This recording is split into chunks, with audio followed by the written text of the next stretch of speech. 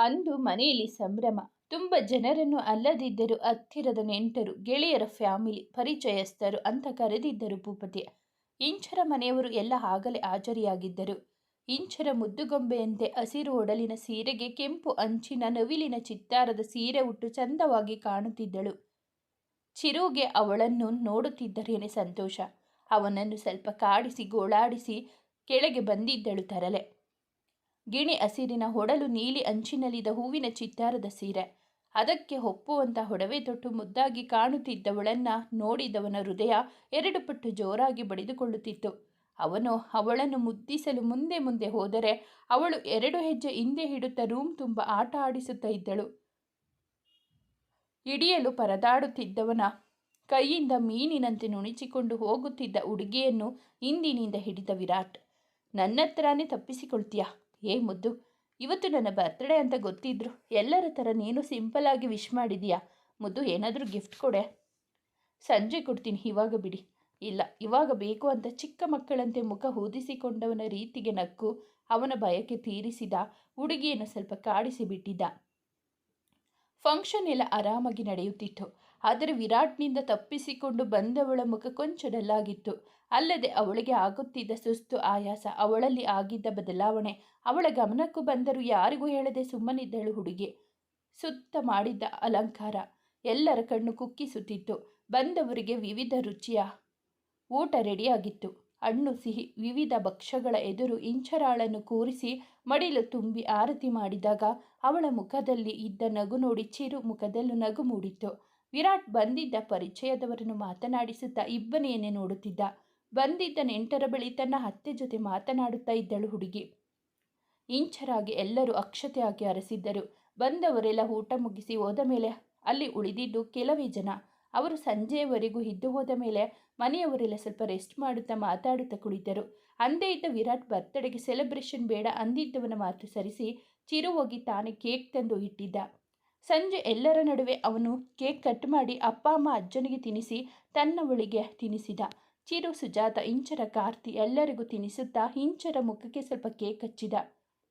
ಎಲ್ಲರೂ ವಿಶ್ ಮಾಡಿದ ಮೇಲೆ ಭೂಪತಿ ಅವರು, ಇನ್ನು ಆಫೀಸ್ ಉಸ್ತುವಾರಿ ಎಲ್ಲ ನಿನ್ನದೇ ಅಂದು ಅವನಿಗೆ ಸಂಪೂರ್ಣ ಜವಾಬ್ದಾರಿ ಕೊಟ್ಟರೆ ಅವನ ಅಜ್ಜನ ವಂಶ ಪರಂಪರೆಯಿಂದ ಬಂದಿದ್ದ ಚಿನ್ನದ ಸರ ಅವನ ಕೊರಳ ಅಪ್ಪಿತು.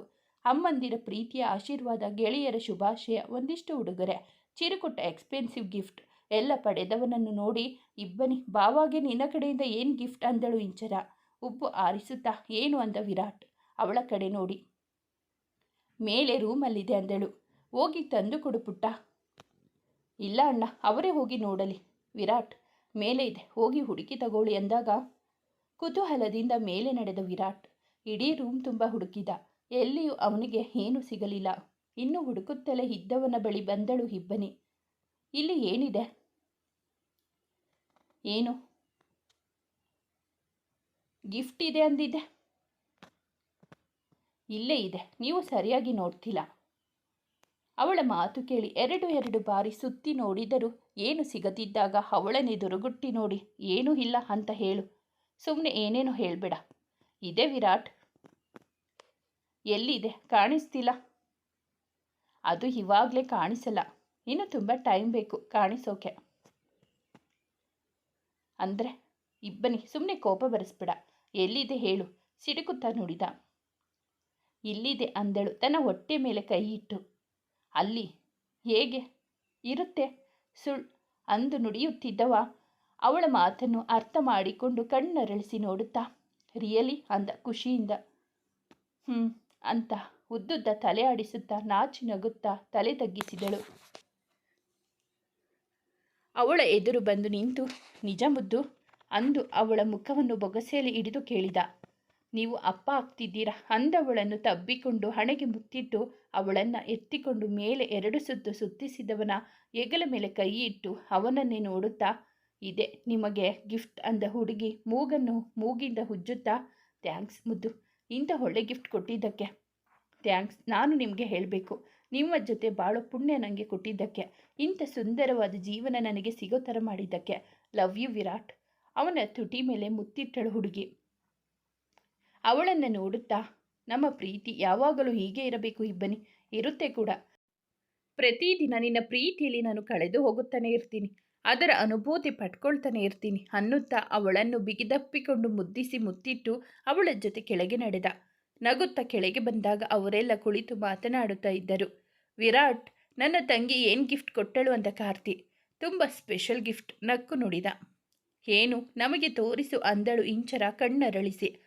ಅದು ತೋರಿಸೋದಲ್ಲ, ಅಂದರೆ ನಿಂಗೆ ಮಾತ್ರ ಸಿಕ್ಕಿರೋ ಏನೋ ಸ್ಪೆಷಲ್ ಗಿಫ್ಟ್ ಅನಿಸುತ್ತೆ, ಕಣ್ಣು ಒಡೆಯುತ್ತಾ ಅಂದ ಪ್ರತಾಪ್ ಅವನ ಗೆಳೆಯ. ನನಗೆ ತುಂಬ ಸ್ಪೆಷಲ್ ಗಿಫ್ಟ್. ನನಗೆ ನನ್ನ ಲೈಫ್ಗೆ ನಮ್ಮಿಬ್ಬರ ಪ್ರೀತಿ ಗುರುತು ಅಂತ ಹೇಳಬಹುದು. ನಾನು ಅಪ್ಪ ಆಗ್ತಿದ್ದೀನಿ ಅಂತ ನಗುತ್ತಾ.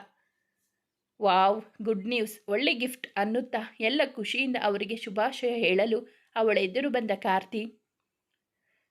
ಇನ್ನು ನಮ್ಮ ಮನೆ ಮುಂದಿನ ಅಂಗಳದಲ್ಲಿ ನಿಮ್ಮನ್ನು ಆಟ ಆಡಿಸ್ತಾ ಇದ್ದ ನೆನಪು ನನಗೆ. ಆದರೆ ಇವಾಗ ನಿಮ್ಮ ಮಡಿಲಲ್ಲಿ ಮಗು, ನನ್ನ ಪುಟ್ಟ ತಂಗಿ ತಾಯಿ ಆಗ್ತಿದ್ದಾಳೆ ಅಂದಾಗ ಅಣ್ಣ ಅಂದವಳ ತಲೆ ನೆವರಿಸಿ ಹಣೆಗೆ ಮುತ್ತಿಟ್ಟಿದ್ದ. ವಿರಾಟ್ನನ್ನು ತಬ್ಬಿಕೊಂಡು ವಿಶ್ ಮಾಡಿದ ಕಾರ್ತಿ, ನನ್ನ ತಂಗಿನ ಚೆನ್ನಾಗಿ ನೋಡಿಕೊಳ್ಳಿ ಅಂತ ಹೇಳೋದಿಲ್ಲ, ಯಾಕಂದರೆ ನಾನು ಹೇಳೋದಕ್ಕಿಂತ 10 ಪಟ್ಟು ಪ್ರೀತಿಯಿಂದ ನೋಡಿಕೊಳ್ಳುತ್ತಿದ್ದೀರಾ. ನಿಮ್ಮ ಪ್ರೀತಿ ಯಾವಾಗಲೂ ಹೀಗೆ ಇರಲಿ ಅಂದು ಮನ ತುಂಬ ನುಡಿದಿದ್ದ. ಖಂಡಿತ ಅಂದು ಅಪ್ಪ ಅಮ್ಮ ಸೇರಿ ಎಲ್ಲ ದೊಡ್ಡವರ ಆಶೀರ್ವಾದ ಪಡೆದುಕೊಂಡರು ಇಬ್ಬರು. ಸಿಹಿ ಸುದ್ದಿ ಕೇಳಿ ಸಿಹಿ ಊಟ ತಿಂದು ಮುಗಿಸಿದವರೆಲ್ಲ ಮಾತಾಡಿ ಮಲಗಿದ್ದರೆ ಈ 2 ಜೋಡಿ ಮಾತ್ರ ಸ್ವಲ್ಪ ಹೊತ್ತು ಮಾತನಾಡುತ್ತಾ ಕುಳಿತಿತ್ತು. ತನ್ನವಳ ಮುಖದಲ್ಲಿನ ನಗು, ಅವಳ ಸಂತೋಷ, ತಾಯಿ ಆಗುತ್ತಿರುವ ಅವಳ ಸಂಭ್ರಮ ಕಣ್ಣು ತುಂಬಿಕೊಂಡ ವಿರಾಟ್ ಅವಳನ್ನೇ ನೋಡುತ್ತಾ ಕುಳಿತಿದ್ದ. ಅವನ ನೋಟ ಅವಳಿಗೆ ಒಂದು ತರಹದ ಸಿಹಿಯಾದ ಕಾಟ. ಅವನ ತೋಳಿಗೆ ತಲೆ ಇಟ್ಟು, ನೀವು ಹೀಗೆ ನೋಡ್ತಿದ್ರೆ ನನಗೆ ಒಂಥರ ಆಗುತ್ತೆ ಆಗುತ್ತೆ ಆಗುತ್ತೆ ನನಗೆ ಫೀಲ್ ಆಗ್ತಿರೋದು. ಯಾಕೆ? ನನ್ನಂಥ ಅಮಾಯಕ ಹುಡುಗನ್ನ ಮೋಡಿ ಮಾಡಿ ಮದುವೆ ಮಾಡಿಕೊಂಡು ಇವಾಗ ಅಪ್ಪ ಮಾಡಿದ್ದೀಯಾ? ಅದೆಷ್ಟು ಜನ ಹುಡುಗಿಯರು ನನಗಾಗಿ ಕಾಯ್ತಾ ಇದ್ರು ಗೊತ್ತಾ? ಎಲ್ಲರನ್ನು ಬಿಟ್ಟು ಈ ಪುಲ್ಚಾರ್ ಜೊತೆ ಇರೋ ಥರ ಆಗೋಯ್ತು ಅಂದವ ಅವಳನ್ನು ಕಾಡಿಸಲು ಬಂದ ನಗುವನ್ನು ತಡೆದುಕೊಂಡು. ಅಪ್ಪ ಶ್ರೀಕೃಷ್ಣ, ಎಂಥ ಸುಳ್ಳು! ನೀವು ಅಮಾಯಕನ, ನಾನು ನಿಮ್ಮನ್ನು ಮೋಡಿ ಮಾಡಿದ್ದ? ಕೇಳಿದವರು ನಗ್ತಾರಷ್ಟೆ.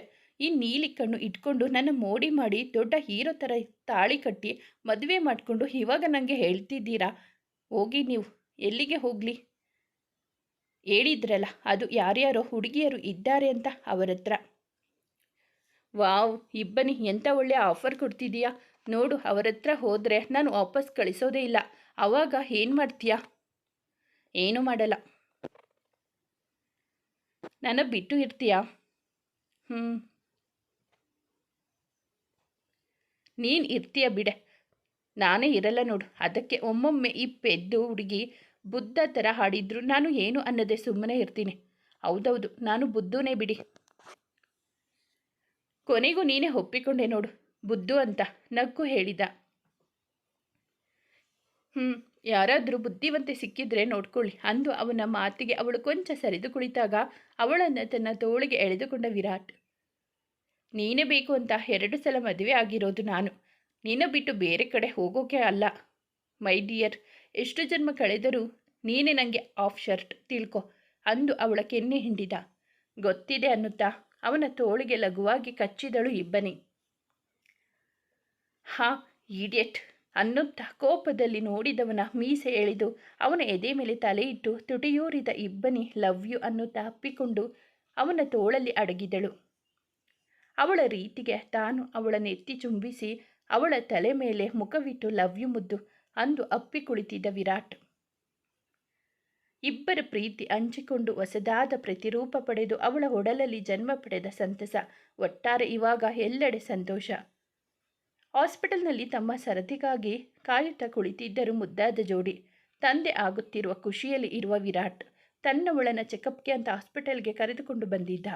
ತಾನೇ ಖುದ್ದು ಮೊದಲೇ ಹೆಸರು ಬರೆಸಿ ಅವಳ ಜೊತೆಗೆ ತಾನು ಬಂದಿದ್ದ. ವಿರಾಟ್ ಇನ್ನು ಎಷ್ಟು ಹೊತ್ತು? ಕುಳಿತಲ್ಲೇ ತೂಕಡಿಕೆ ಬಂದು ಅವನನ್ನು ಕೇಳಿದಳು. ಇಬ್ಬನಿ, ಯಾಕೆ ಸುಸ್ತಾಗ್ತಿದ್ಯಾ? ಅಯ್ಯೋ ಇಲ್ಲ, ಕೇಳಿದೆ, ಕೂತ್ಕೊಂಡು ಸಾಕಾಯ್ತು.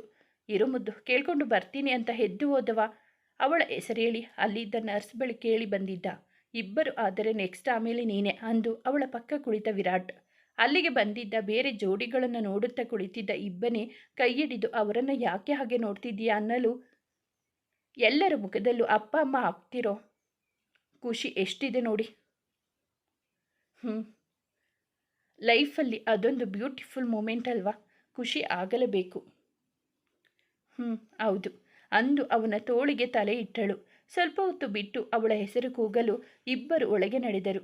ಅವಳನ್ನು ಪರೀಕ್ಷಿಸಿ ಕೆಲವೊಂದು ಟೆಸ್ಟ್ ಮಾಡಿಸಿ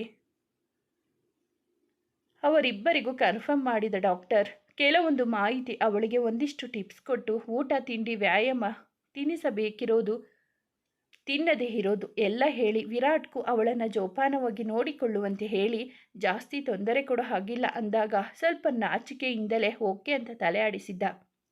ನೆಕ್ಸ್ಟ್ ಮಂತ್ ಸ್ಕ್ಯಾನಿಂಗ್ಗೆ ಬನ್ನಿ ಅಂದು ಹೇಳಿ ಅವಳಿಗೆ ಮೆಡಿಸಿನ್ ಬರೆದುಕೊಟ್ಟರು. ದುಡ್ಡು ಕೊಟ್ಟು ಹೊರಗೆ ಬಂದ ವಿರಾಟ್ ಅವಳನ್ನು ಅಲ್ಲಿ ಕೂರಿಸಿ ಹೋಗಿ ಮೆಡಿಸಿನ್ ತಂದು ಅವಳನ್ನು ಕರೆದುಕೊಂಡು ಹೋಗಿದ್ದ. ಅವಳ ಪ್ರತಿ ಹೆಜ್ಜೆಯನ್ನು ಜೋಪಾನ ಮಾಡುತ್ತಾ ಅವಳ ಬೇಕು ಬೇಡಗಳನ್ನು ನೋಡಿಕೊಂಡು ತುಂಬ ನಾಜೂಕಾಗಿ ನೋಡಿಕೊಳ್ಳುತ್ತಿದ್ದ ವಿರಾಟ್. ಅವನಿಗೆ ಅವಳ ನೋಡಿಕೊಳ್ಳುವುದೇ ಒಂದು ಖುಷಿ. ಇನ್ನು ಇವಾಗ ತನ್ನ ಪ್ರತಿರೂಪವನ್ನು ಒತ್ತಿರುವ ಅವಳನ್ನು ಕಣ್ಣಲ್ಲಿ ಕಣ್ಣಿಟ್ಟು ಕಾಯುತ್ತಾ ಅವಳನ್ನು ಮುದ್ದಿಸುತ್ತಾ ತನ್ನವಳಿಗೆ ಯಾವ ಕುಂದು ಕೊರತೆ ಬರದಂತೆ ನೋಡಿಕೊಳ್ಳುತ್ತಾ ಇದ್ದವನ ಮೇಲೆ ಪ್ರತಿದಿನ ಪ್ರೀತಿ ಮುದ್ದು ಹುಕ್ಕಿ ಬರುತ್ತಿದ್ದ ಅವಳಿಗೆ. ಮೊದಲೆಲ್ಲ ಸೈಲೆಂಟ್ ಆಗಿದ್ದ ಇಬ್ಬನಿ ಈಗ ಅವನನ್ನು ಗೋಳಾಡಿಸಲು ಕಲಿತಿದ್ದಳು. ಅವನು ತುಂಟತನವನ್ನು ಅಡಗಿಸಿಟ್ಟುಕೊಂಡು ಅವಳನ್ನು ನೋಡಿಕೊಂಡರೆ ಚಿಕ್ಕ ಮಕ್ಕಳಂತೆ ಅದು ಬೇಡ ಇದು ಬೇಡ ಅನ್ನುತ್ತಾ ಅವನನ್ನು ರೇಗಿಸುತ್ತಾ ಅವನ ಮುದ್ದು ಮುಖವನ್ನು ಮುದ್ದಿಸಿ ಕೊನೆಗೆ ಅವನು ಕೊಟ್ಟಿದ್ದು ತಿನ್ನುತ್ತಿದ್ದಳು ಇಬ್ಬನಿ. ಮೊದಲೆಲ್ಲ ಬೇಗ ಎದ್ದು ಅವನನ್ನು ಎದ್ದೇಳಿಸುತ್ತಾ ಇದ್ದವಳು ಇಂದು ಅವನೇ ಬಂದು ಅವಳಿಗೆ ಎಚ್ಚರಿಸಬೇಕಿತ್ತು.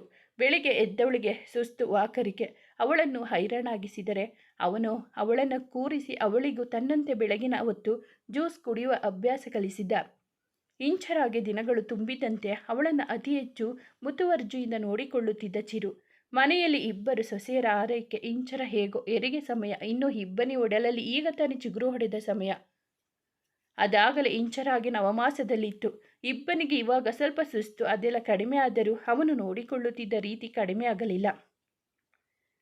ಟ್ಯಾಬ್ಲೆಟ್ ಕೈಯಲ್ಲಿ ಹಿಡಿದು ಅತ್ತ ಇತ್ತ ಕಣ್ಣಾಡಿಸುತ್ತಾ ಕುಳಿತಿದ್ದ ಮುದ್ದು ಹೆಂಡತಿಯ ಎದುರಲ್ಲಿ ಕುಳಿತು ಗಲ್ಲಕ್ಕೆ ಕೈಯೂರಿದ್ದ ವಿರಾಟ್ ಅವಳ ಮೇಲೆಯೇ ಅವನ ನೋಟವಿಟ್ಟಿದ್ದ.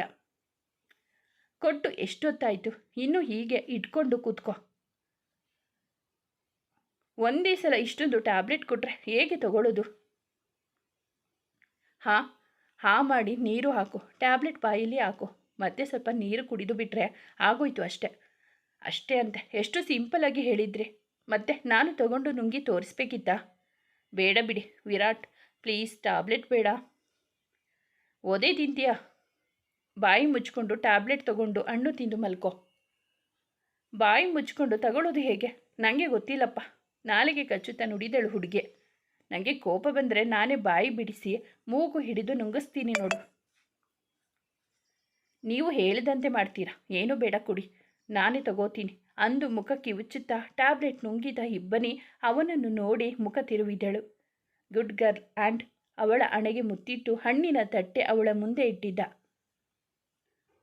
ನನಗೆ ಇದೆಲ್ಲ ಬೇಡ ವಿರಾಟ್, ಪ್ಲೀಸ್. ಹೊಟ್ಟೆಗೆ ಹಿಡಿಸೋದಿಲ್ಲ. ನನ್ನ ಹೆಂಡತಿ ಜಾಣೆ, ತಿಂತಾಳೆ ಅನ್ನುತ್ತಾ ಸೇಬಣ್ಣನ್ನು ಕತ್ತರಿಸಿ ಕೊಟ್ಟರೆ ಅವನು ಕೊಟ್ಟಿದ್ದು ತಿಂದು ಮುಗಿಸಿದಳು. ಅವನ ಮುದ್ದು ಮುಖ ನೋಡುತ್ತಾ, ಯಾಕೆ ನನ್ನ ಹಾಗೆ ನೋಡ್ತಿದ್ಯಾ? ನನ್ನನ್ನು ತಿನ್ನುವ ಪ್ಲ್ಯಾನ್ ಮಾಡಿದ್ಯಾ ಏನು? ಅಬ್ಬಾ, ನಿಮ್ಮನ್ನು ತಿನ್ನೋದು ಹಾಗಿದ್ರೆ ಮತ್ತೆ ಯಾಕೆ ಪ್ರತಿದಿನ ಸ್ವಲ್ಪ ಸ್ವಲ್ಪವೇ ಕಚ್ಚಿ ತಿಂತಿದ್ದೆ? ಭುಜ ಕುಣಿಸುತ್ತಾ ನುಡಿದಳು. ಇಷ್ಟು ದಿನ ಅದೇ ತಾನೇ ಮಾಡ್ತಾ ಇದ್ದಿದ್ದು? ಏನಿಲ್ಲ, ಅದು ಗರ್ಭಿಣಿ ಇರೋರು ಯಾರನ್ನ ಜಾಸ್ತಿ ನೋಡ್ತಾರೋ ಅವರಂತೆ ಮಗು ಆಗುತ್ತಂತೆ. ಅದಕ್ಕೆ ನಾನು ನಿಮ್ಮನ್ನು ಯಾವಾಗಲೂ ನೋಡೋದು. ನಿಮ್ಮ ಥರ ಮುದ್ದಾದ ಮಗ ಬರಲಿ. ಮಗ ಬೇಡ, ಮೊದಲು ಮಗಳು, ಆಮೇಲೆ ಮಗ. ಇಲ್ಲ, ಮಗನೇ ಬೇಕು. ಗೂಬೆ, ನೀನು ನಿಂಗೆ ಮಗ, ನನಗೆ ಮಗಳು, ಆಮೇಲೆ ಮತ್ತೆ ನಿಂಗೆ ಮಗ, ನನಗೆ ಮಗಳು. ಹಬ್ಬ, ಸಾಕಾ? ಇಲ್ಲ, ಮತ್ತೆ ಆಮೇಲೆ ನಿಂಗೆ ಮಗ, ನನಗೆ ಮಗಳು. ವರ್ಷಕ್ಕೆ ಒಂದೊಂದು ಏನಂತೀಯ? ಕಣ್ಣು ಹೊಡೆದು ಕೇಳಿದ. ವರ್ಷಕ್ಕೆ ಒಂದೊಂದು ಬೇಡ, ಎರಡೆರಡು ಆದರೆ ಇನ್ನೂ ಒಳ್ಳೆಯದು ಅಲ್ವಾ? ವರ್ಷಕ್ಕೆ 2 ಹೇಗೆ? ಕಣ್ಣರಳಿಸಿ ಕೇಳಿದ. ಟ್ವಿನ್ಸ್ ಆದರೆ 3 ವರ್ಷಕ್ಕೆ 6 ಮಕ್ಕಳಾಗುತ್ತೆ, ಓಕೆನಾ? ಅವನಿಗೆ ಕಣ್ಣು ಹೊಡೆದು ಕೇಳಿದಳು ಹುಡುಗಿ ಅವನೇ ನಾಚುವಂತೆ. ನೀನು ಕಲಿತು ಬಿಟ್ಟೆ ಕಣೆ ಪುಲ್ಚರ್ ಮಾತಾಡೋದು. ಮತ್ತೆ ಸಹವಾಸ ದೋಷ. ಅಷ್ಟಕ್ಕೂ ನಾನ್ಯಾರು ಹೇಳಿ? ಯಾರು? ಮಿಸಸ್ ವಿರಾಟ್. ಸೊ ನನ್ನ ಗಂಡನ ತುಂಟ ಬುದ್ಧಿನ ನಾನು ಸ್ವಲ್ಪ ತಗೊಂಡಿದ್ದೀನಿ ಅಂದು ಅವನೆಡೆ ಬಾಗಿ ಕೆನ್ನೆ ಕಚ್ಚಿದಳು. ಔಚ್! ಹೇ ಈಡಿಯಟ್! ಯಾವಾಗಲೂ ಇದೊಂದೇ ಬೈತೀರ ನೋಡಿ. ನಾನು ನಿನ್ನ ಬೇರೆ ಥರ ಎಲ್ಲ ಬೈಬೇಕು ಅಂದ್ಕೊಳ್ತೀನಿ, ಆದರೆ ನಿನ್ನ ಮುಖ ನೋಡಿದರೆ ಬೈಯೋಕೆ ಮನಸ್ಸೇ ಬರಲ್ಲ. ಹೌದಾ? ಯಾವಾಗಲೂ ಮಾತಾಡ್ತಾ ಇರಬೇಕು ಅನಿಸುತ್ತೆ ಅನ್ನುತ್ತಾ ಅವಳ ಕೆನ್ನೆ ಮೇಲೆ ತುಟಿಯೂರಿದ ವಿರಾಟ್. ಯಾವಾಗಲೂ ಮುದ್ದಾಡಿದ್ದಕ್ಕೆ ಹೀಗೆ ಆಗಿರೋದು ಅಂದು ತನ್ನ ಹೊಟ್ಟೆ ಕಡೆ ಕೈ ತೋರಿಸಲು ಗಟ್ಟಿಯಾಗಿ ನಕ್ಕ ವಿರಾಟ್. ಹೌದು ಅಲ್ವಾ ಅನ್ನುತ್ತಾ ಅವಳ ಕೊರಳಲ್ಲಿ ಮುತ್ತಿಟ್ಟು ಅವಳೆಡೆ ನೋಡಲು ಇಷ್ಟೇ ಸಾಕು, ಮುಂದುವರಿಯುವುದು ಬೇಡ ಅಂದಳು ಹುಡುಗಿ. ಅವನ ತುಂಟತನದ ಅರಿವಿದ್ದಳು. ಹೈನೋ, ನಂಗೂ ಗೊತ್ತಾಗುತ್ತೆ ಅನ್ನುತ್ತಾ ಅವಳನ್ನು ತಬ್ಬಿಕೊಂಡ. ಪ್ರತಿದಿನ ಅದೇ ಬೇಕು ಅಂತ ಅನ್ನಲ್ಲ, ಇಬ್ಬನಿ ಜಸ್ಟ್ ಫೀಲ್ ಅಷ್ಟೆ. ಸಮಾಧಾನ ಆಗುವಷ್ಟು ತಬ್ಬಿಕೊಂಡು ಪ್ರೀತಿಯಿಂದ ಮುತ್ತು ಕೊಟ್ಟರೆ ಮನಸ್ಸಿಗೆಷ್ಟು ಖುಷಿ ಸಮಾಧಾನ ಆಗುತ್ತೆ ಗೊತ್ತಾ? ನೀನು 1 ಗಂಟೆ ಬಿಟ್ಟು ಇರೋಕ್ಕೂ ಕಷ್ಟ ಆಗುತ್ತೆ ಕಣೆ. ಗೊತ್ತಿದೆ ಅಂದು ಅವನೆದೆಗೆ ತಲೆ ಇಟ್ಟವಳೆ ಮೆಲುವಾಗಿ ತುಟಿಯೂರಿ, ನಿಮ್ಮ ಪ್ರೀತಿ ಮುಂದೆ ನನಗೆ ಬೇರೆ ಏನು ಬೇಕು ಅಂತ ಅನಿಸೋದೇ ಇಲ್ಲ ಅವಳನ್ನು ಬಳಸುತ್ತಾ. ನನ್ನ ಪ್ರೀತಿ, ನನ್ನ ಜೀವನ ಎಲ್ಲ ನಿನ್ನದೇ ಕಣೆ. ಇವಾಗ ಆರಾಮಾಗಿ ಮಲ್ಕೊ ಅನ್ನುತ್ತಾ ಅವಳ ಜೊತೆ ಹಾಸಿಗೆ ಮೇಲೆ ಹುರುಳಿದ ವಿರಾಟ್ ದೀಪ ಆರಿಸಿ ಅವಳನ್ನು ತಬ್ಬಿಕೊಂಡಿದ್ದ ನೆತ್ತಿ ಚುಂಬಿಸುತ್ತಾ. ಇಂಚರಾಗಿ ದಿನ ತುಂಬಿ ಹೆರಿಗೆ ನೋವು ಕಾಣಿಸಿದಾಗ ಮನೆಯಲ್ಲಿ ಇದ್ದ ಚಿರು ವಿರಾಟ್ ಅವಳನ್ನು ಹಾಸ್ಪಿಟಲ್ಗೆ ಸೇರಿಸಿದ್ದರು. ಇಂಚರಾಳ ಲೇಬರ್ ವಾರ್ಡ್ಗೆ ಕರೆದುಕೊಂಡು ಹೋದರೆ ಮನೆಯವರೆಲ್ಲ ಹೊರಗಡೆ ಕಾಯುತ್ತಾ ಕುಳಿತಿದ್ದರು. ಚಿರುಗೆ ಟೆನ್ಷನ್ ಆಗಿ ಕೈಕಾಲು ನಡುಗುತ್ತಿತ್ತು. 1 ಗಂಟೆಗೂ ಹೆಚ್ಚು ಕಾಲ ನೋವು ತಿಂದು ಹೆಣ್ಣು ಮಗುವಿಗೆ ಜನ್ಮವಿಟ್ಟಳು ಇಂಚರ. ಮಗುವಿನ ಶಬ್ದ ಕೇಳಿ ಹಿಡಿದಿದ್ದ ಉಸಿರನ್ನು ಹೊರದಬ್ಬಿದ ಚಿರು ಥ್ಯಾಂಕ್ಸ್ ಗಾಡ್ ಅಂದಿದ್ದ. ಹೆಣ್ಣು ಮಗು ಅಂದಾಗ ಎಲ್ಲರಲ್ಲೂ ಖುಷಿ, ಮಂದಹಾಸ. ಮಗುವನ್ನು ಚಿರು ಕೈಗೆ ತಂದುಕೊಟ್ಟಾಗ ಮೊದಲ ಬಾರಿಗೆ ತನ್ನ ರಕ್ತ ಹಂಚಿಕೊಂಡು ಹುಟ್ಟಿದ ಮಗುವನ್ನು ಎತ್ತಿಕೊಂಡ ಖುಷಿಗೆ ಅವನ ಕಣ್ಣಲ್ಲಿ ತೆಳುವಾಗಿ ನೀರಾಡಿತ್ತು.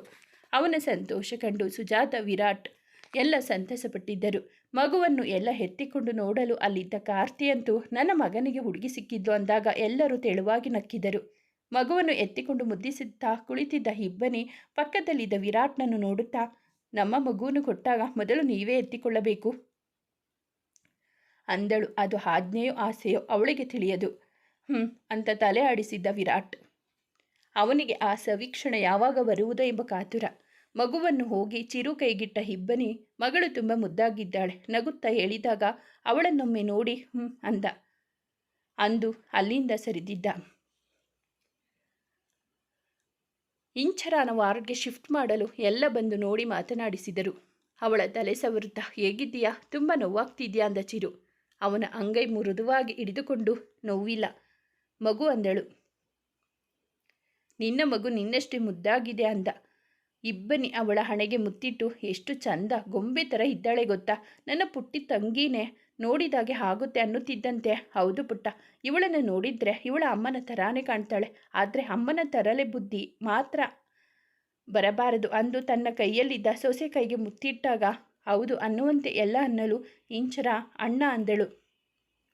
ಅವಳ ಪಕ್ಕ ಅವಳ ಮಗಳನ್ನು ಮಲಗಿಸುತ್ತಾ, ಅಂತೂ ನನಗೆ ಸೊಸೆ ಸಿಕ್ಕಿದ್ಲು, ನೀನು ರೆಸ್ಟ್ ಮಾಡಮ್ಮ ಅಂದು ಅವಳ ಹಣೆಗೆ ಮುತ್ತು ಕೊಟ್ಟು ಸರಿದು ಬಂದ ಕಾರ್ತಿ. ಮೆಣಸಿನಕಾಯಿ ಬರುತ್ತೆ ಅಂದ್ಕೊಂಡ್ರೆ ಚೋಟ್ ಮೆಣಸಿನಕಾಯಿ ಬಂದಿದೆ. ಏನೇ ಬುದ್ಧಿಯಲ್ಲೂ ನಿನ್ನ ಜೆರಾಕ್ಸ್ ಅಲ್ಲ ತಾನೆ? ನಮ್ಮ ಅಣ್ಣನ ಥರ ಶಾಂತಿ ಬುದ್ಧ ಆದ್ರೆ ಸಾಕಪ್ಪ ಅಂದ ವಿರಾಟ್. ಎಲ್ಲ ಹಾಡ್ಕೊಳ್ಳಿ, ನನ್ನ ಮಗಳಿಗೆ ಹೇಳಿ ಎಲ್ಲರಿಗೂ ಓಡಿಸ್ತೀನಿ ಅಂದಳು. ಸ್ವಲ್ಪ ಹೊತ್ತು ಮಾತಾಡಿಸಿ ಹೊರಗೆ ನಡೆದರು ಎಲ್ಲ. ಮಲಗಿದ್ದ ಮಗಳನ್ನು ನೋಡುತ್ತಾ ಥ್ಯಾಂಕ್ಸ್ ಅಂದು ಕೈ ಹಿಡಿದು ಕಣ್ಣು ತುಂಬಿಕೊಂಡ ಚಿರು. ಯಾಕೆ ಅಳು, ಏನಾಯಿತು ಅಂದಳು ಸ್ವಲ್ಪ ಗಾಬರಿಯಾಗಿ.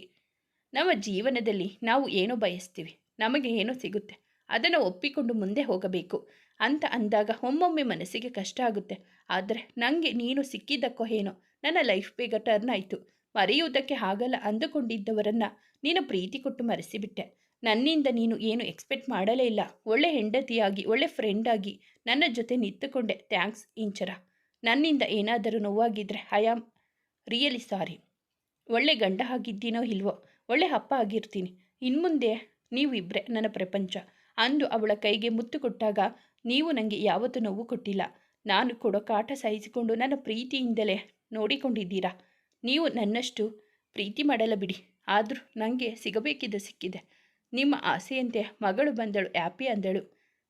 ಹ್ಯಾಪಿ ಅಂದು ಮಲಗಿದ್ದ ಮಗಳ ಕಾಲಿಗೆ ಮೆಲುವಾಗಿ ಮುತ್ತು ಕೊಟ್ಟಿದ್ದ. ಅವನ ಕೈ ಹಿಡಿದು ತಾನು ಮಲಗಿದ ಇಂಚರಾನ ನೋಡಿ ಬಯಸಿದ್ದೇ ಒಂದು, ಸಿಕ್ಕಿದ್ದೇ ಒಂದು. ನಾನು ಬಯಸಿದ್ದಕ್ಕಿಂತ ಅದಾಗೆ ಅದೇ ಸಿಕ್ಕಿರೋದೆ ತುಂಬ ಚೆನ್ನಾಗಿದೆ ಅಂದುಕೊಂಡನು. ಅಣ್ಣನ ಜೊತೆ ಕುಳಿತು ಅವನ ಫೋನ್ನಲ್ಲಿದ್ದ ಮಗನ ಫೋಟೋಗಳನ್ನು ನೋಡುತ್ತಾ ಕುಳಿತಿದ್ದ ಇಬ್ಬನಿಗೆ, ಹಲೋ ಮೇಡಮ್, ಟೈಮ್ ನೋಡಿದ್ರಾ? ಮಧ್ಯಾಹ್ನ ಆಯಿತು. ಊಟ, ಟ್ಯಾಬ್ಲೆಟ್ ಎಲ್ಲ ಮರೆತಿರೋ ಥರ ಇದೆ ಅಂದ ವಿರಾಟ್. ಮರೆತಿಲ್ಲ ಅಂದವಳೆ. ಅಣ್ಣ ಬಾ ಮನೆಗೆ ಹೋಗೋಣ ಅಂದಳು ಮೇಲೆದ್ದು. ಇಬ್ಬನಿ ಸ್ವಲ್ಪ ನಿಧಾನಕ್ಕೆ ಕೂತ್ಕೊಳ್ಳೋದು ಎದ್ದೇಳೋದು ಮಾಡು, ದಾವಂತ ಬೇಡ ಅಂದ ಕಾರ್ತಿ. ಅಂದು ಎಲ್ಲರಿಗೂ ಹೇಳಿ ಮತ್ತೊಮ್ಮೆ ಮಗು ಇಂಚರ ಇಬ್ಬರನ್ನು ನೋಡಿ ಮನೆಗೆ ನಡೆದರು.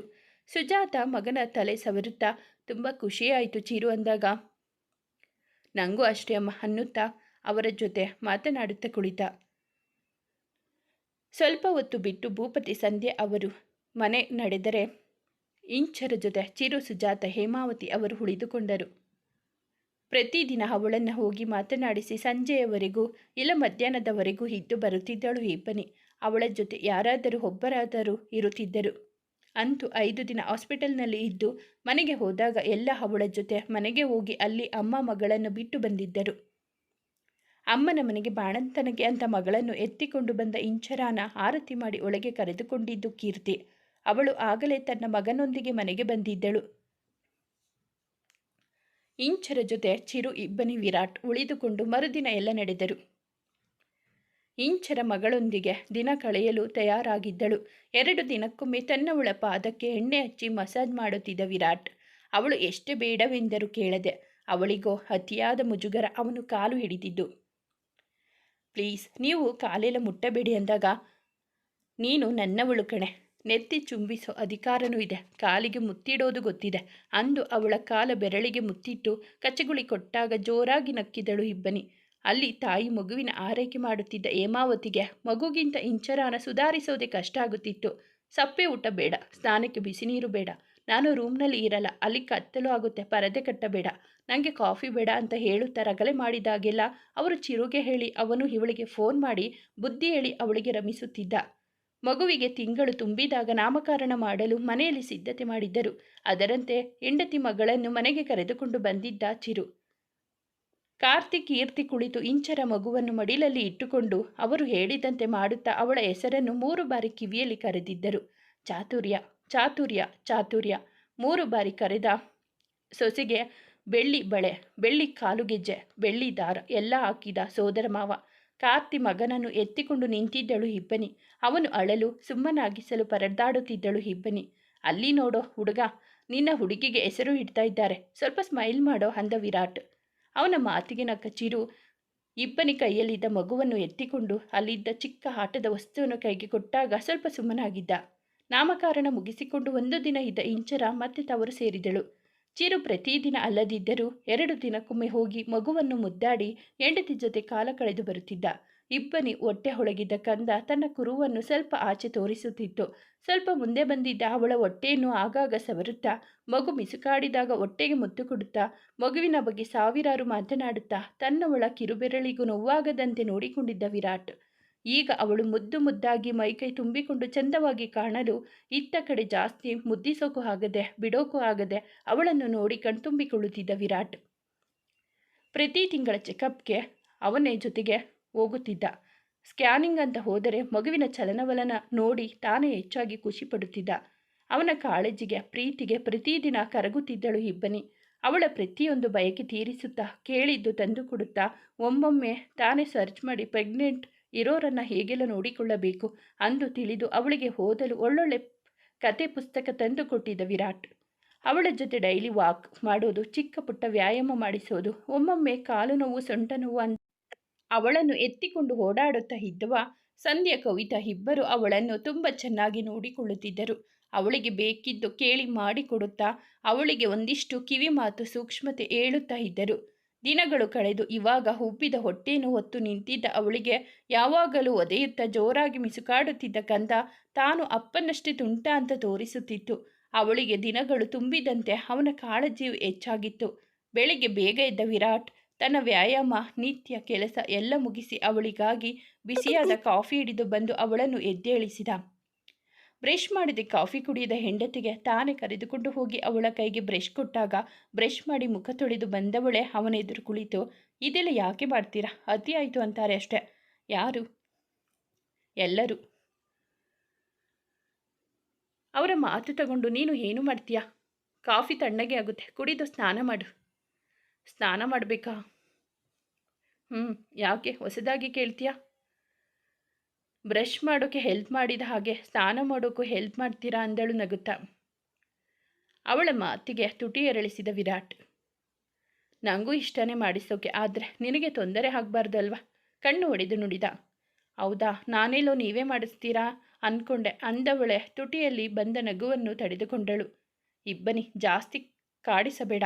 ಇವಾಗಲೇ ಅದೆಷ್ಟೋ ನನಗೆ ಅನಿಸಿದ್ದು ಮಾಡೋಕ್ಕೆ ಆಗದೆ ತಡ್ಕೊಂಡು ಇದ್ದೀನಿ, ಸುಮ್ಮನೆ ರೇಗಿಸ್ಬೇಡ. ಹೌದಾ, ಏನೇನು ತಡ್ಕೊಂಡಿದ್ದೀರಾ?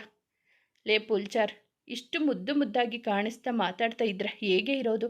ಸುಮ್ಮನೆ ಇರೆ ಅಂದಾಗ ಅವನನ್ನೇ ಅಪ್ಪಿಕೊಂಡವಳೆ ಅವನ ತುಟಿ ಮೇಲೆ ತುಟಿ ಒತ್ತಿದಳು. ಅವಳಾಗೆ ಕೊಟ್ಟ ಮುತ್ತನ್ನು ಪಡೆದ ವಿರಾಟ್, ಸಾಕು, ನಮಗೆ ನಮ್ಮ ತಾಳ್ಮೆಗೆ ಸವಾಲು ಹಾಕ್ಬೇಡ, ಹೋಗು ಸ್ನಾನ ಮಾಡು ಅಂದಾಗ, ಎಲ್ಪ್ ಮಾಡಿ ಪ್ಲೀಸ್ ಅಂದಳು ನಗುತ್ತಾ. ಇಬ್ಬನಿ ಅಂತ ಸ್ವಲ್ಪ ಜೋರಾಗಿ. ಆಯಿತು ಬಿಡಿ, ನಾನೇ ಮಾಡ್ತೀನಿ. ಆದರೂ ಒಮ್ಮೆ ಮನಸ್ಸು ಮಾಡಿ ಗರ್ಭಿಣಿ ಹೆಂಡತಿ ಬಯಕೆ ತೀರಿಸಬೇಕು ಅಲ್ವಾ? ಒಮ್ಮೆ ಯೋಚನೆ ಮಾಡಿ. ಅವಳನ್ನು ಅಡಿಯಿಂದ ಮುಡಿಯವರೆಗೂ ನೋಡಿ, ನಿಜ ಕೇಳ್ತಿದ್ದೀಯಾ ಅಂದಾಗ ಅಂದಳು ಉದ್ದುದ್ದ ತಲೆ ಆಡಿಸುತ್ತಾ. ಅವಳ ತಲೆ ಕೂದಲಿಗೆಲ್ಲ ಎಣ್ಣೆ ಹಚ್ಚಿ ಸ್ವಲ್ಪ ಮಸಾಜ್ ಮಾಡಿ ಅವಳನ್ನು ಸ್ನಾನಕ್ಕೆ ಕಳಿಸಿದ್ದ ವಿರಾಟ್. ಅವಳ ಬೆನ್ನಿಗೆ ಸೊಂಟಕ್ಕೆ ಬಿಸಿ ನೀರು ಹಾಕುತ್ತಾ ನೆತ್ತಿ ಮೇಲಿಂದ ನೀರು ಹಾಕಿ ಬೆಣ್ಣೆ ಅಂತ ಮೈಯನ್ನು ಉಜ್ಜುತ್ತಾ ತಾನೇ ಅವಳ ಜಳಕ ಮಾಡಿಸಿದ್ದ. ಬಿಸಿ ನೀರು ಮೈಸೋಕೆ ಅವಳ ಮೈ ಹಗುರವಾಗಿತ್ತು. ಸೀರೆ ಹುಟ್ಟು ಕುಳಿತವಳಿಗೆ ತಲೆ ಒರೆಸುತ್ತಾ, ಅಮ್ಮ ಹೇಳ್ತಿದ್ರು ನಿನ್ನ ಸೀಮಂತ ಶಾಸ್ತ್ರ ಮಾಡೋಕೆ ಅರ್ಚಕರ ಹತ್ರ ಕೇಳಿಕೊಂಡು ಬಂದಿದ್ದಾರಂತೆ ಅಂದಾಗ, ಹೌದಾ ಅಂದಳು. ಅಂದವನೇ ಅವಳ ತಲೆಯನ್ನು ಚೆನ್ನಾಗಿ ಒರೆಸಿ, ನೀನು ತಿಂಡಿ ಮಾಡಿ ರೆಸ್ಟ್ ಮಾಡು, ನಾನು ಆಫೀಸ್ ಕಡೆ ಹೋಗಿ ಬರ್ತೀನಿ, ಕೆಲಸ ಪೆಂಡಿಂಗ್ ಇದೆ. ತನ್ನ ಹೆಂಡತಿ ನೋಡ್ಕೊಳ್ತಾ ಆಫೀಸ್ ಮರೆತು ಬಿಟ್ಟ ಅಂದ್ಕೊಂಡ್ರೆ ಕಷ್ಟ ಅಂದಾಗ, ಸರಿ ಅಂದು ಮೇಲಿದ್ದಳು. ಅವಳನ್ನು ಹಗುರವಾಗಿ ಬಳಸಿದ ವಿರಾಟ್. ಹುಷಾರು ಮುದ್ದು ಅಂದು ಅವಳ ಜೊತೆ ತಾನು ರೆಡಿಯಾಗಿ ಕೆಳಗೆ ಬಂದವ. ಅವಳ ಜೊತೆ ತಿಂಡಿ ತಿಂದು ಮುಗಿಸಿ ಆಫೀಸ್ ಕಡೆ ನಡೆದರೆ ಅವಳು ಸ್ವಲ್ಪ ಹೊತ್ತು ಅತ್ತೆಯರ ಜೊತೆ ಮಾತನಾಡುತ್ತಾ ಕುಳಿತಳು. ಮನೆ ತುಂಬ ಜನ, ಮನೆಯ ಒಳಗೆ ಹೊರಗೆ ಎಲ್ಲ ಹೂವಿನ ಅಲಂಕಾರ, ದೊಡ್ಡದಾದ ಸ್ಟೇಜ್, ಅಲ್ಲಿಯೂ ಚಂದದ ಬಣ್ಣದ ಹೂವಿನ ಅಲಂಕಾರ, ವಿವಿಧ ಭಕ್ಷ್ಯಗಳು, ರುಚಿಯಾದ ಅಡುಗೆ ಎಲ್ಲ ಸಿದ್ಧವಾಗಿತ್ತು. ಮನೆಯಲ್ಲಿ ಸದ್ಯಕ್ಕೆ ಕೊನೆಯ ಫಂಕ್ಷನ್ ಅಂದು ಸ್ವಲ್ಪ ಹೆಚ್ಚೆ ಅದ್ಧೂರಿಯಾಗಿ ನಡೆಸಿಕೊಡುತ್ತಿದ್ದರು ಭೂಪತಿ. ಅಚ್ಚ ಹಸಿರಿನ ಮೆರೂನ್ ಅಂಚಿನ ಸೀರೆ ಹುಟ್ಟು ಜಡೆ ತುಂಬ ಹೂವು ಮಡಿದು ಲಘುವಾಗಿ ಅಲಂಕರಿಸಿಕೊಂಡ ಹುಡುಗಿ ಸೀರೆಗೆ ಒಪ್ಪುವಂಥ ಒಡವೆ ತೊಟ್ಟು ಮುದ್ದಾಗಿ ಕಾಣುತ್ತಿದ್ದರೆ ಅವಳನ್ನು ನೋಡುತ್ತಿದ್ದವನ ಕಣ್ಣುಗಳು ರೆಪ್ಪೆ ಬಡಿಯೋದನ್ನೇ ಮರೆತಿದ್ದವು. ಅವಳ ಕಣ್ಣಲ್ಲಿನ ಕಾಡಿಗೆ ತೆಗೆದು ಕಿವಿಯಿಂದ ಇಟ್ಟು ದೃಷ್ಟಿ ತೆಗೆದು ಅವಳ ಹಣೆಗೆ ಚುಂಬಿಸಿದಿ. ನಿನ್ನ ಕೆನ್ನೆಯ ಬೇಡಿಕೆ ಹುಡುಗಿ, ಹೂ ಮುತ್ತು ಬೇಕಂತೆ, ಸಿಹಿ ಜೇನ ಗಲ್ಲಕ್ಕೆ ಚುಂಬಿಸಲೆ, ಒಮ್ಮೆ ನೋವಾಗದಂತೆ ಜೋಪಾನವಾಗಿ ನಡೆನಿ. ನೆಲದ ಮೇಲೆಲ್ಲ ಹೂವಿನ ಎಸಳಿವು. ಇನ್ನ ಸಂಪಾದ ಪಾದಗಳಿಗೆ ಚೂರು ನೋವಾದಿತ್ತು. ಅವನ ಮನದ ಮಾತುಗಳನ್ನು ಕವಿತೆ ರೂಪದಲ್ಲಿ ಹೇಳಿದ ವಿರಾಟ್ ಅವಳ ತುಟಿಗಳನ್ನು ಲಘುವಾಗಿ ಬಂಧಿಸಿದ್ದ. ಅವನಿಂದ ಬಿಡುಗಡೆ ಪಡೆದು ಅವನನ್ನು ನೋಡಿ ಕಣ್ಣು ತುಂಬಿಕೊಂಡವಳ ಮುಖವಿಡಿದು ಏನಾಯ್ತು ಅಂದ. ಏನಿಲ್ಲ, ಸಂತೋಷಕ್ಕೆ ಅಂದಳು ತಲೆ ಆಡಿಸುತ್ತಾ. ಯಾಕೆ, ಏನಾಯ್ತು, ನಿಜ ಹೇಳು, ಬೇಜಾರಾಯ್ತಾ, ನೋವಾಯ್ತಾ? ಇಲ್ಲ ವಿರಾಟ್, ನಿಮ್ಮ ಪ್ರೀತಿಗೆ ಮನಸ್ಸು ಪೂರ್ತಿಯಾಗಿ ಸೋತೋಯ್ತು. ಇಷ್ಟು ಪ್ರೀತಿ ಮಾಡು ಗಂಡ ಇರುವಾಗ ಯಾವ ನೋವು ಬೇಜಾರು ಇರುತ್ತೆ ಹೇಳಿ? ನಿಜವಾಗಿಯೂ ನಿಮಗೆ ಗೊತ್ತಾ, ಅಪ್ಪ ಅಮ್ಮ ಕೂಡ ನೆನಪು ಆಗ್ತಿಲ್ಲ. ಅವಳನ್ನು ತಬ್ಬಿಕೊಂಡು ಬಳಸಿದ ವಿರಾಟ್. ಯಾವತ್ತೂ ನಿಮಗೆ ನೆನಪು ಬಾರದಂತೆ ನೋವಾಗದಂತೆ ನೋಡಿಕೊಳ್ತೀನಿ ಆಯ್ತಾ? ನೀನು ಸಂತೋಷಕ್ಕೂ ಕಣ್ಣೀರು ಹಾಕಬೇಡ, ನನಗೆ ಹಿಂಸೆ ಆಗುತ್ತೆ ನೋಡೋಕ್ಕೆ. ಆಯಿತು ಅಂದು ಕಣ್ಣು ಮೂಗು ಒರೆಸಿಕೊಂಡು ಅವನ ಕೈ ಒಳಗೆ ಕೈ ಬೆಸೆದು 2 ಹೆಜ್ಜೆ ಇಟ್ಟಳು. ಅವಳನ್ನು ಎತ್ತಿಕೊಂಡ ಹುಡುಗ. ಇಳಿಸಿ ವಿರಾಟ್, ಕೆಳಗಡೆ ತುಂಬ ಜನ ಇದ್ದಾರೆ, ಪ್ಲೀಸ್ ಇಳಿಸಿ ಅಂದಾಗಲೂ ಕೇಳದೆ ಕರೆದುಕೊಂಡು ಬಂದವ ಅವಳು ಹೇಳುವ ಮುಂಚೆ ದೇವರ ಕೋಣೆ ಎದುರು ನಿಲ್ಲಿಸಿ ಅವಳಿಗೆ ತಾನೇ ಹಣೆಗೆ ಕುಂಕುಮ ಹಚ್ಚಿದ. ಅವನ ಕೈ ಹಿಡಿದೆ ಬಂದು ಸ್ಟೇಜ್ ಮೇಲೆ ಕುಳಿತಾಗ ಮುತ್ತೈದೆಯ ಅಕ್ಷತೆ ಆಶೀರ್ವಾದ ಅವಳಿಗೆ ಮಡಿಲಲ್ಲಿದ್ದ ಅವಳ ಮುದ್ದು ಕಂದಂಗೆ ಸಿಕ್ಕಿತು. ಮಡಿಲ ತುಂಬಿ ಅವಳ ಗಂಡನನ್ನು ಕರೆಯಲು ಅವನು ಬಂದು ಅವಳಿಗೆ ಹೂವು ಮಡಿಸಿ ಕುಂಕುಮ ಅರಿಶಿಣ ಹಚ್ಚಿ ಖುಷಿಯಿಂದ ತಲೆ ಸವರಿದ. ಎಲ್ಲರ ಪ್ರೀತಿಯ ಆರೈಕೆ ಆಶೀರ್ವಾದ ಅವಳನ್ನು ಎತ್ತಿ ಕಾಯುತ್ತಿತ್ತು. ಊಟ ಮುಗಿಸಿ ಹೋದವರು ಕೆಲವರು, ಹತ್ತಿರದ ಕೆಲವೊಂದು ನೆಂಟರು ಸಂಜೆಯವರೆಗೂ ಇದ್ದು ಹೋದಾಗ ಅಲ್ಲಿ ಉಳಿದಿದ್ದು ಅದೇ ಮನೆಯವರು ಮತ್ತು ಸೊಸೆಯರ ತವರು ಮನೆಯವರು. ಕಾರ್ತಿಗೆ ತಂಗಿಯರ ಖುಷಿ ಜೀವನ ಕಂಡು ನೆಮ್ಮದಿಯಾಗಿತ್ತು. ಅವನಿಗೆ ಇಂಚರ ಇಬ್ಬನಿ ಇಬ್ಬರು ಒಂದೇ. ಇನ್ನು ಸದಾನಂದ್ ಹೇಮಾವತಿ ಅವರು ಹೆಣ್ಣು ಮಕ್ಕಳನ್ನು ನೋಡಿ ಮನ ತುಂಬಿಕೊಂಡಿದ್ದರು. ಮನೆ ತುಂಬ ತುಂಬಿದ ಈ ಖುಷಿ ಸಂತೋಷ ನೋಡಿ ಮನೆಯ ಹಿರಿ ಜೀವಗಳ ಮನಸ್ಸಿಗೆ ಆನಂದವಾಗಿತ್ತು. ಮುಂದುವರೆಯುವುದು. ಸ್ನೇಹಿತರೆ, ಈ ಕಥೆ ನಿಮಗೆ ಇಷ್ಟವಾಗಿದ್ದರೆ ದಯವಿಟ್ಟು ಒಂದು ಲೈಕ್ ಮಾಡಿ, ನಮ್ಮ ಚಾನಲನ್ನು ಸಬ್ಸ್ಕ್ರೈಬ್ ಆಗಿ, ಪಕ್ಕದಲ್ಲಿರುವ ಬೆಲ್ ಬಟನ್ ಕ್ಲಿಕ್ ಮಾಡಿ. ನಿಮ್ಮ ಫ್ರೆಂಡ್ಸ್ ಆ್ಯಂಡ್ ಫ್ಯಾಮಿಲಿಗೆ ಈ ಕಥೆಯನ್ನು ಶೇರ್ ಮಾಡಿ. ನಿಮ್ಮ ಅನಿಸಿಕೆ ಅಭಿಪ್ರಾಯವನ್ನು ಕಾಮೆಂಟಲ್ಲಿ ತಿಳಿಸಿ. ಕಥೆಯನ್ನು ಕೇಳಿದ್ದಕ್ಕಾಗಿ ಧನ್ಯವಾದಗಳು.